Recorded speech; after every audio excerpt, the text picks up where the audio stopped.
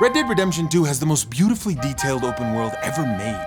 It feels alive, like things are constantly happening even when you're not there to see it. I don't even think it's possible to find every little thing this game has to offer in a single playthrough, especially the things hiding in the shadows. Things like witchcraft, wandering spirits, and straight up vampires. There's just a vampire in this game. But what I want to uncover today is something dark, something evil, something that is, in my opinion, the scariest mystery in Red Dead Redemption 2.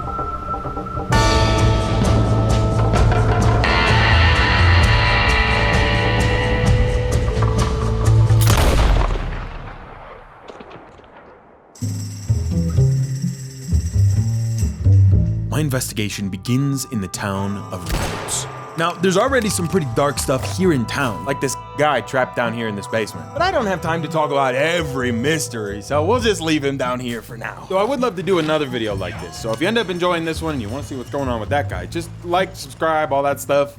If we can get like 40,000 likes, I'll do another one. What we're looking for here in Rhodes is actually this man selling newspapers on the side of the road. After you finish the Joys of Civilization quest in Chapter 4, you can get issue number 47 of the Denis Times from him. I took the newspaper to the local saloon and started reading, and that is when I first learned it. Because I'm not 100 years old, I don't actually have a newspaper, so I'm gonna read it off my phone. It's this article called Savages in the Swamp. Residents in the bayou are on edge as reports circulate of murders and robberies committed by a stealthy group of swamp dwellers, commonly referred to as night folk. Believed to be responsible for the murder of Doris Whitcomb. Attacks have escalated and citizens are warned to avoid the area. These elusive swamp dwellers are thought to be a feral outpost of illiterate, interbreeding people living in deplorable conditions, devoid of even intelligible speech. Violent, sneaky, and dangerous, they communicate with savage grunts and clicks. And according to one man who fought them off, they behave as savage beasts. Travel is discouraged. These night folk seem almost like a myth written to scare children away from exploring the bayou. I mean, a group of feral murderers that don't even speak, they just communicate through grunts and clicks. And according to this newspaper, there's only one man who's even seen the night folk and lived to tell the tale. It could have been that he just saw something that wasn't there or made it up entirely. But there's really only one way to find out for certain. And so I hopped on my horse that we didn't have the budget to animate and rode into the bayou to see for myself. The bayou is just northeast of Rhodes. It's not a far ride. But once you get there, it is a completely different environment. Swampy piles of muck everywhere that just sound absolutely disgusting when you're trying to wade through it all. Ugh, that shit sounds viscous. There are gators everywhere. I mean everywhere. And there are these beautiful tall cypress trees with Spanish moss all over. Honestly, as a Florida man, it just reminds me of home. All we need now is a big racetrack and a Walmart parking lot to sell drugs in. It would be perfect. I think the nastiest part about this place is the sound design. This game in general creates such an immersive soundscape, and here specifically with those, again, the sounds of the muck under your feet and the flies swarming your head. It's like one of those 3D sound videos where you close your eyes and it sounds like they're cutting your hair all around your head. Especially now knowing that there's some group of feral murderers in the woods, it just gets you on edge. I explored around the bayou for a little while, but I didn't find the night folk myself. I popped over to a couple houses thinking if these people lived around here, they had probably at least heard about the night folk in some way, but just had no luck at all. This last house I went to check here though seemed to be abandoned. I hitched my horse so as to make sure he wouldn't go anywhere, and then I began searching for clues. This property has 7 different structures on it, but most of them seem to be little shacks that aren't very useful, or this hilariously non-functional outhouse. I just don't think that flower pot is helping here at all. I mean, the trajectory there is just off. I started by entering the main house, but I say the word house here is used very loosely. I mean, the entire place is completely trashed. And on the wall over here, there's a painting of a woman standing next to a fire. I'm not sure exactly what the significance is, but it's not the only painting like this on the property. This one specifically, though, is framed kind of strangely on the wall, almost like an altar of some kind. Although, honestly, a lot of the surfaces around here look suspiciously like some kind of ritual site. Now over here, there's some bottles that have been strung up in front of the window. They could have been placed here by whoever was staying here as a sort of rudimentary alarm system. That way, if anybody tried to sneak in, they would probably bump one of the bottles and they would clang really loudly, alerting whoever was here. Though it also could have been a nod to the bottle trees that are famous to the Louisiana bayou, which this place is based on. It was a tradition brought over from Africa to hang bottles from trees or place them on the tree branches as a way to ward off evil spirits. I mean, it's possible that the person living here just kind of thought that hanging some bottles from the window would really bring the place together. But I find it more likely that they were doing this to try and keep something evil at bay. In the back room, there's a bed with a nightstand, so someone was clearly living here. And whoever they were burning some serious candles. Got this bitch smelling like coconut sandalwood. What the hell is sandalwood? Does anyone know what sandalwood is? It's not clear exactly why yet, but the shelves are covered in this wax from constant candle burning. Now, the furthest room in the back is just some small kitchen. It's pretty standard. But some of these shacks out here are definitely some kind of altar/ritual site. This one specifically has some little cross inside of it, a painting of some kind of religious figure, this small animal skull, and this little jar here that I just can't tell what it is. When I don't understand what something is, I shoot it with a gun a lot of times. Inside of the jar was something called a shrunken head. After going online and reading a little more about it, I found a research paper that talked about the Hivaroan, I don't know if I'm saying that right, I think it's called Hivaroan people who started this practice. They're an Amazonian group of indigenous people living in the mountainous region of northern Peru and eastern Ecuador. These shrunken heads were originally created out of real heads, out of fear that enemies slain in battle would return as vengeful spirits. And the practice of turning their heads into one of these was said to contain that spirit. Although its meaning seems to have changed a little bit over time, just depends on what you read. The practice involved removing the flesh from the skull, sewing shut the eyes, and skewering the mouth with sticks before boiling it, shrinking down the skin and making it tough. My research was pretty limited, so I'm not sure the entire significance of these shrunken heads. I think the connection comes from the 1997 movie Shrunken Heads, where a voodoo priest resurrects the shrunken heads of 3 teenagers so they can get revenge on the person who murdered them. But outside of this movie specifically, I haven't been able to find any kind of connection. If you know more than me, please let me know in the comments. Like I said, my research was very limited, so I'm curious at this point. Now, the final thing I found on the property was over in this destroyed shack on the water. If you move back into the far side of the interior, you can find a skull hanging on the wall that you can actually wear. It's called the cat skull mask, and Arthur can just put it on. Looking good, Bubba. Now, I also tried to go online and find the significance of this, but I couldn't find anything. I have no idea what the cat skull mask thing is all about. I guess it's just put there to be creepy? It seems like a lot of this was put here just to give you that feeling that it was haunted, but I do think a lot of this does have significance to the night folk. And I think that because after I left this property, I walked down the path leading out, only to find the man who was living here hanging from a tree. If you shoot down the rope and loot his body, you can find on him a note. It says, "If you find this, I am dead. The night folk haunted my dreams, and now they haunt my waking hours too. I have tried to evade them, but it is only a matter of time, I feel, before I am bested. Pray for me." Now, here's my theory on what happened. I think this man right here lived in that house back there. And in the note, he mentions the night folk haunting him in his dreams. I think maybe he put the bottles in front of the window for either reason. It could have been for warding off evil spirits or just as an alarm system. And he had all of those candles lit around his bed, either because he was trying to stay awake and not have those dreams, or because he didn't want them to be able to sneak up on him in the dark. Although the setup of having your bed have 2 doors on either side of it, and also a door like to your feet, is like the most stressful sleep situation possible. I don't know what he was doing. Somebody call the feng shui guy off TikTok. We gotta get him on this. Never point your feet towards the door. This makes you very vulnerable, and it also means that you will die. Now, the mask, the altar, and the shrunken heads could either be A, the night folk taking over his house and doing these different rituals inside of it, or B, Rockstar just putting some creepy shit in there for the sake of it being creepy and not really knowing exactly why. I'm not really sure what else it could be, but I'm curious if you have any other thoughts in the comments. The night folk are definitely real, and this note confirms it. I mean, it's called the night folk victim though. They're somewhere hiding in the bayou. I just have to go and find them. But as I was exploring, the sun began to set, and it became more and more likely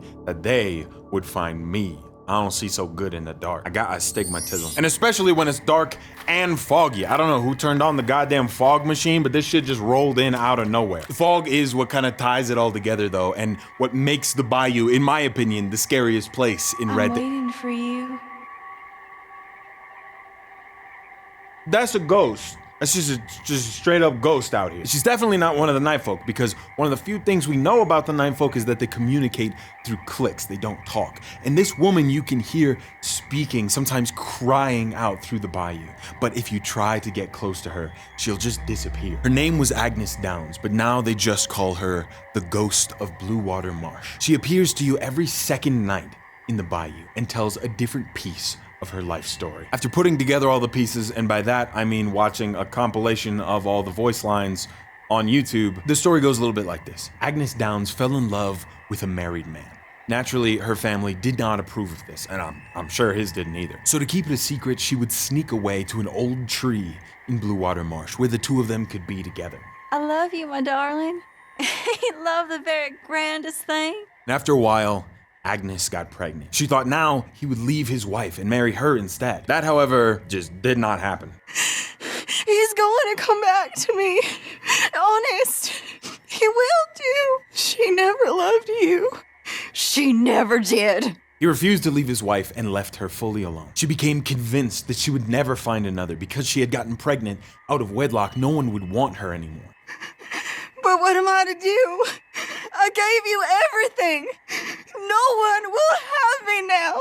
You said all them things. For some reason, she had still convinced herself that he was gonna come back to her and was fighting with her mother constantly, trying to convince her and probably herself that he would. I just know he will, Mother. I just know he will. Mother, you can be so unkind. So very unkind. It ain't like that. It ain't like that at all. One night, she went to find him, pleading with him to come back, even saying that she left him behind so that they could be together. Him, I believe, being their child. Come back to me. I left everything. I love you. Her father became enraged with this man and then went to go and deal with him. A fight broke out and her father ended up shooting her lover. Now, Daddy, put the gun down. I'm not your little girl no more. Daddy, get out of my way. Daddy, listen to him. Take your hands off of him. Agnes, after this, completely lost her sanity. And in the final encounter with her, she calls out to, it seems you, the player specifically. Hey, stranger. I know you've been watching me. Meet me in the swamps by our tree. You can find Agnes hanging from that old tree in Blue Water Marsh where they used to meet. And you can also find her headstone in the Shady Bell private graveyard. She was 19 years old. And it says that she tragically took her own life and the lives of others. Possibly the life of her father, but it's not clear. It is confirmed in the game files that this ghost is meant to be Agnes Dowd. And after that encounter at the tree, you won't see or hear her in the bayou ever again. But one thing I did learn from a YouTube video, I wasn't able to recreate it for myself, but if you see her, if she physically appears to you, you can pull out a tomahawk and hit her with it across the map 360. And it kills her. She just dies like a normal person. It's so funny. And if you go and loot her, she drops a wedding ring, which is like kind of fucked up. But outside of that, there's not really much more to this. It's a lot more of a tragic mystery than a scary mystery per se. But it is terrifying to just hear her voice call out to you randomly in the bayou. While looking into the Ghost of Blue Water Marsh, I didn't find anything relating to the night folk necessarily, and I don't think her story plays into theirs in any way. Before we move on though, we do have a sponsor for this video, and it is Cash App. So Cash App sponsored me to talk to y'all about their customizable Cash App card. It's a debit card connected to your Cash App balance that you can personalize with different colors, stickers, or even draw on yourself. For mine, I went the more artistic route, and I wanted to draw this picture of my face on the card. Mostly because I thought it was gonna be funny, but after this, I don't know, I might become a full-time artist. Getting one of these cards will give you access to exclusive discounts on things like coffee, food delivery, and video games. You like those? Cash App has also partnered with major artist tours like Kendrick, Sabrina, and Chappell Roan to give cardholders access to exclusive pre-sale tickets. It's got no random monthly charges or minimum balance requirements. It's super secure and will decline any weird, suspicious charges. And if you ever lose it or it gets stolen, you can lock the card with just one tap in the app. Tap in the app? I might have to go on tour. If you deposit at least $300 in paychecks per month, you can unlock up to $200 in free overdraft coverage. If you overdraft unexpectedly, there's no hidden fees to worry about. Now, for limited time, new Cash App customers can earn $10 if they use code CASHIN10 when setting up their account and send $5 to a friend within 14 days. Terms apply. That code was CASHIN10. Make sure to use the code. That's what they're paying me for. And thank you so much to Cash App for sponsoring this video. I camped out in the bayou for the night, hoping maybe there would be some kind of like chance encounter where they wake you up from your camp, but I didn't get anything like that. Though, when I woke up, I did hear screams coming from the path. And so I got on my trusty steed and I rode out to see what happened. Help!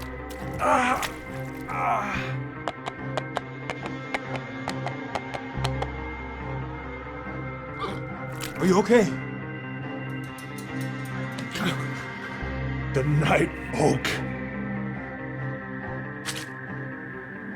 Yeah, so this is my friend Bo.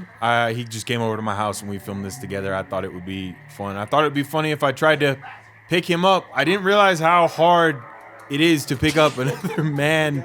I tried to like get his knees. You see, I'm getting like his hands up. It really did not go to plan. That looked strange, didn't it?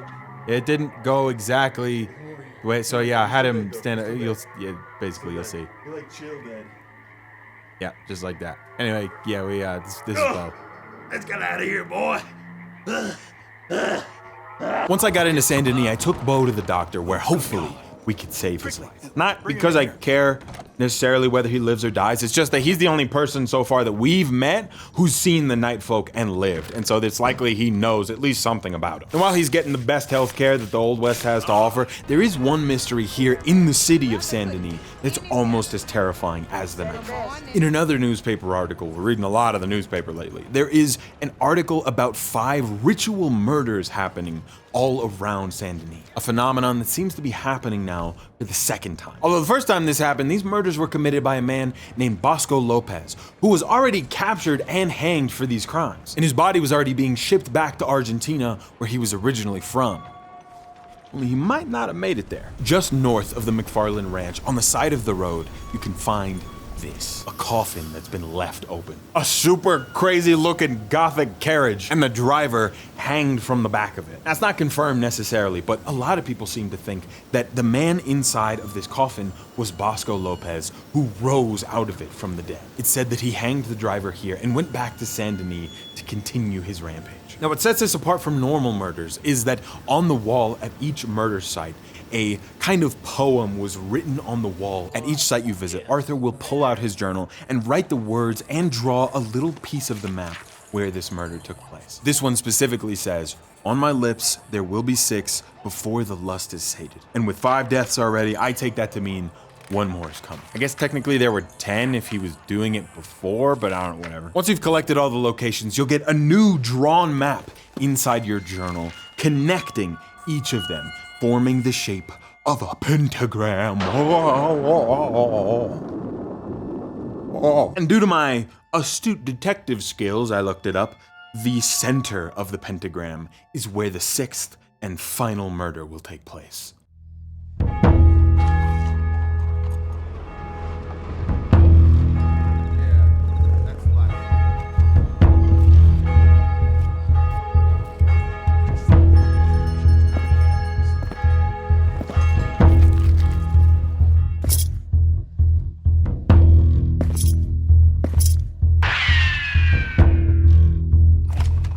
So, you found me. I'll suck you dry.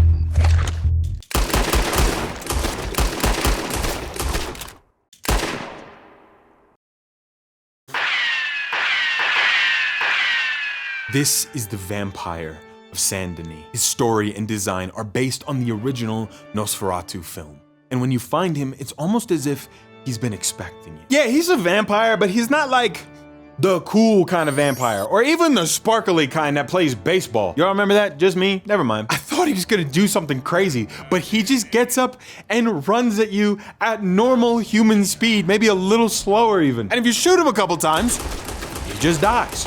Just nothing else, like a normal guy. I'm not gonna lie, I was a little disappointed by this, but it's still, the way that he reacts like he was expecting you, it's pretty unsettling and also confusing because why was he, I don't get it. Has he been like my secret nemesis this entire time that I just didn't know existed? Imagine being somebody's mortal enemy, like the Batman to their Joker, and you just have no idea who they are. I'm really not sure what this is about. I can't find any explanation online about it. He does drop an ornate dagger, and when you pick it up, it's a weapon that you can keep in your inventory, but it's kind of just a normal dagger. It doesn't do anything interesting. I don't know, there's definitely a chance that this guy is just some lunatic that's going around drinking people's blood, and the coffin thing is just fully unrelated to him, but I like to think he's a real vampire.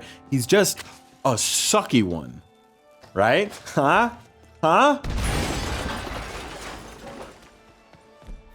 In the morning, I went to go and find Bo at the doctor's office, who had finally woken up. Hey, buddy, how's it, Yeah, man. I mean, yeah, that's thanks or something. I mean, you seen this shit? Yeah, like, hey, anyway, though, I was just wondering about the, you said something about the night folk. I was wondering what happened there. It was terrible. Okay, doing a lot of grabbing lately. I didn't... There I was, minding my own business, reading the Bible and giving to the needy.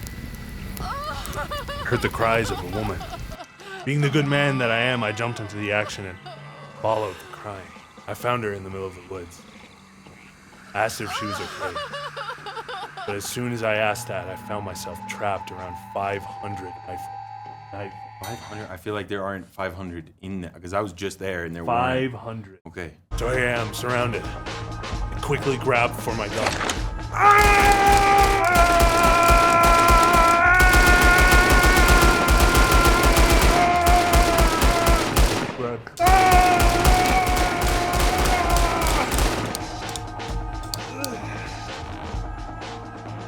I took out at least 1,000 night folk that night. But the last one got me. Right here. I feel like the number keeps going up, though. I feel like 1,500. Bayou's not that big. Can't see them. It's not that big. You can't see them when I feel like they're it's not big enough for that. closer. Way closer. I feel like you're gonna grab me. Find the woman in the bayou if you want to find the night folk. I'm gonna do that. Hold on. Wait. Let me give you a hand. Look, you're not in any condition to help out. Oh! Oh! Taking my horse back to the bayou, I began searching in the dark for what he described. A crying woman kneeled down in the woods, and once I found her, I just slowly approached. I'm not gonna hurt you. That's fucked up.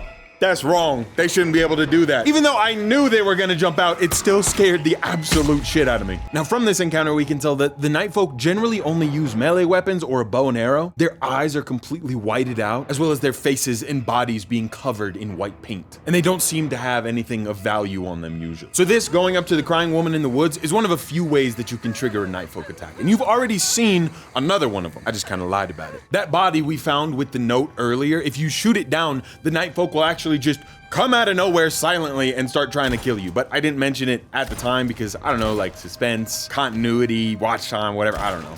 It seemed cooler this way. And there's also the body of a frat guy named Parker that you can find in the bayou. He's also got a note on him, and it basically says, if you don't believe that the night folk are real, then how about you spend a night in the bayou? And then if you make it out alive, we'll give you $50. May fortune favor you, Chuck. Chuck, I'm not gonna lie, you're a bad friend. To be fair, his name is Chuck. I'd be kind of a dick too if somebody named me Chuck. I mean, you wouldn't want to be named Chuck. If there's any Chucks out there in the audience, let us know how you like having that name. And also ask your parents why they did that to you. Get back to me in the comments. Thanks. Love you, Chuck. After you've done this encounter with the crying woman, a stranger mission will appear nearby. You can find this man here who claims that he's only camping out here in the woods because the night folk took over his house. At first I thought this was another one of the night folk schemes. Maybe he was like the brains behind the operation. I was thinking maybe he manufactured this cult presence to keep people off of his land. And so I said no, just to see what would happen. And I watched him for a little while. He didn't do anything. He really is just some guy whose house got stolen by night folk. I don't know what I was thinking. And if you agree to help him, he'll take you to his house where you can kill the night folk that are there. I really thought this guy was some like criminal mastermind. He's just some annoying old bastard. He doesn't stop talking the entire way to his house, and you can tell that Arthur starts to get like pissed off and just wants him to shut up. Then turtle bites is bad too. They call them snapping for a reason. Yeah, I've been known to snap too. So, how about we keep it down? Along the path he takes you to his house, though, he'll point out different bodies that were tied up or left behind by the nightfolk. But eventually, you'll make it to the shack where they're all held up. After you clear out the nightfolk here, a group of a few more will approach and begin like one final assault. For people who don't talk, they are wildly coordinated. There's only about 4 more, but once you kill them, you can go inside, and the quote, old Cajun, that's what they called him, he'll give you a great reward. It's just nothing. He just gives you nothing important. Even Arthur's like, what the fuck is this, man? After this, though, there really aren't any more clues to what the nightfolk are. They can't be cannibalistic because none of their victims are dismembered in any way. It may be that they have something to do with those ritual sites around the house that we found earlier, or these symbols painted around the bayou that will also appear around the map, but I just couldn't find any concrete proof linking them to it. To me, what makes the nightfolk so unsettling is 1, the way their encounters work. The fact that they just set traps all around the bayou to lure you in and then ambush you with 0 words, just clicking and hissing sounds. I mean, nothing else in Red Dead Redemption 2 was able to jump scare me the way each one of these nightfolk encounters did. Not to mention the fact that they're one of the few enemy types that can kill you in a single hit. There's just so many unanswered questions about them. Are they some kind of cult? Where could they possibly be coming from? And why did this entire group of people decide to paint themselves white, never utter a single word, and spend their time hunting poor souls in the bayou? I've explored Red Dead Redemption for hours and hours on end trying to find an answer to these questions, but ultimately I wasn't able to solve the mystery of the nightfolk. But I'm curious to see what y'all think. Do you think they're part of some kind of cult? Let me know your theories down in the comments, and click the card right here to go and watch another one of my videos. I really hope y'all enjoy this one. This is a little bit of a different video for me, but I wanted to experiment and try going deeper into some of the side quests in a game. If this one does well, I'm really wanting to do it for games like Skyrim, Cyberpunk, all those other open world games. So subscribing, liking, all that stuff helps out a lot. I always appreciate you guys showing up whenever I post a video. It is not lost on me how lucky I am to be where I am. All right, well, click the card right here. Thank you. Goodbye. Subscribe to bizlychannel.